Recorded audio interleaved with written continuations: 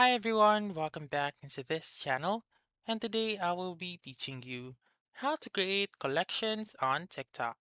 So let's begin right away. The very first step is to make sure that your TikTok app is up to date. If not, please go to the App Store or the Google Play Store and search for TikTok and make sure that the TikTok app is up to date. Once you have updated your TikTok app, simply click Open, and then now you have opened your TikTok app.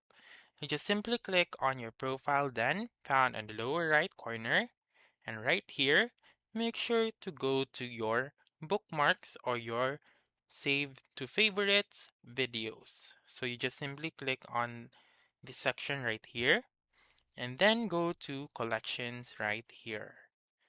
And then as you can see, I still don't have a collection. So to create a collection, just simply click on create new collection right here. And then type in the name that you want. So I may type in sample and click on next right here. Wait for it to load. And then once it is done loading, choose the videos that you want to be added on your collection. Click on add videos right here, and then you may also see the number of these videos that you have selected. Click on add videos. Once you are done, wait for it to load, and as you can see, you have created now your collection. You may also manage the videos.